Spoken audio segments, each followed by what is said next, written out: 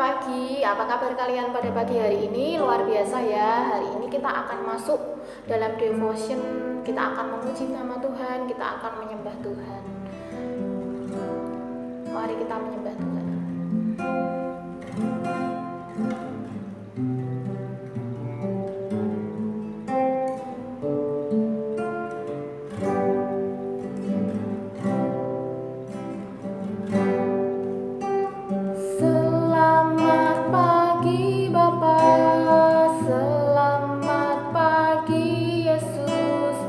Selamat pagi Roh Kudus.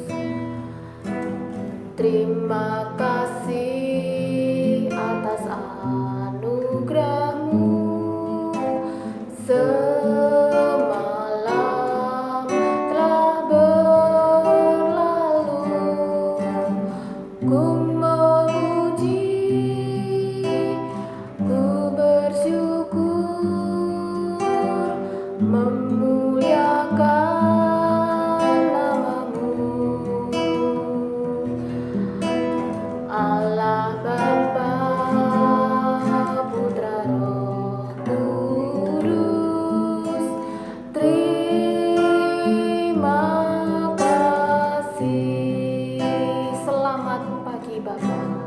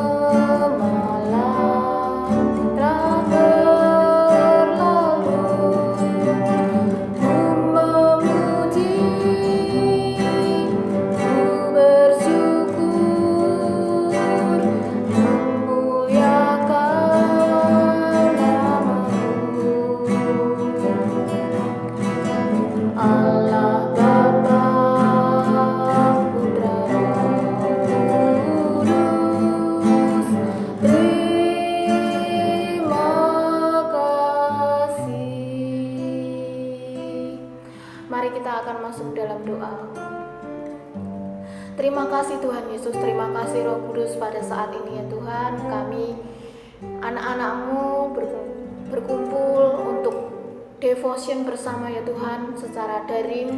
Dan saat ini ya Tuhan kami akan mendengarkan firman-Mu ya Tuhan. Kiranya sebagian dari firman-Mu ini ya Tuhan dapat kami resapi, dapat kami renungkan, dan dapat menjadi rema dalam kehidupan kami sehari-hari. Terima kasih Tuhan Yesus, terima kasih Roh Kudus. Dalam nama Yesus kami berdoa, amin.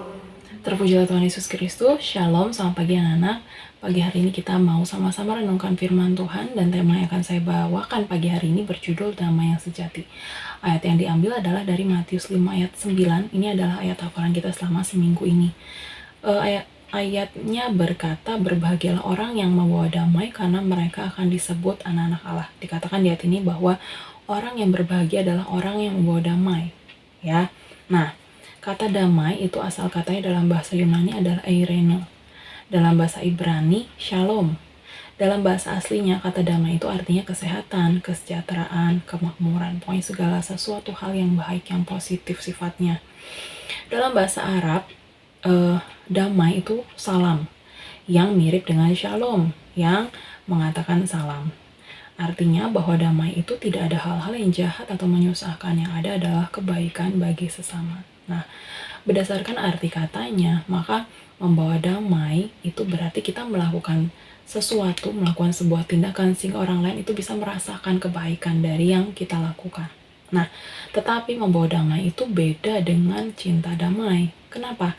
Karena orang yang cinta damai itu seringkali melakukan kesalahan dengan dia menyebabkan kesulitan, ya, bukan membawa perdamaian. Contoh, orang yang punya masalah dengan temannya atau sahabatnya, dan orang itu memilih untuk tetap diam, tidak mau berkomunikasi dengan temannya, maka orang itu menyebabkan kesulitan bagi dirinya sendiri di kemudian hari. Kenapa? Karena masalahnya nggak selesai. nanti di kemudian hari dan seterusnya sampai masa yang akan datang kapanpun, masalah itu akan tetap jadi ganjalan dalam hatinya dan dia nggak sejahtera karena apa ya, karena nggak dia bereskan di waktu-waktu sebelumnya ya. Karena itu membawa damai itu adalah sebuah tindakan aktif ya, adalah sebuah tindakan aktif yang apa ya, yang untuk menuntaskan masalah yang sedang dihadapi supaya persoalannya itu selesai. Nah, orang yang membawa damai ini seringkali disalahartikan, bahkan mungkin sikapnya mungkin nggak diterima, atau bahkan yang dia lakukan bahkan mungkin nggak berhasil ya. Dan orang yang membawa damai ini tidak mengorbankan firman Tuhan, jadi dia tetap melakukan firman Tuhan. Nah, kemudian poin yang berikutnya adalah orang yang membawa damai di Matius 9 ini, orang yang membawa damai itu berbahagia. Berbahagialah orang yang membawa damai, karena mereka akan disebut anak-anak Allah. Nah, kenapa orang yang membawa damai itu disebut anak-anak Allah? Karena orang yang membawa damai itu mencerminkan sikap atau sifat dari Allah sendiri, yaitu Sang Raja Damai. Ya, karena itu maka orang yang membawa damai itu disebut anak-anak Allah.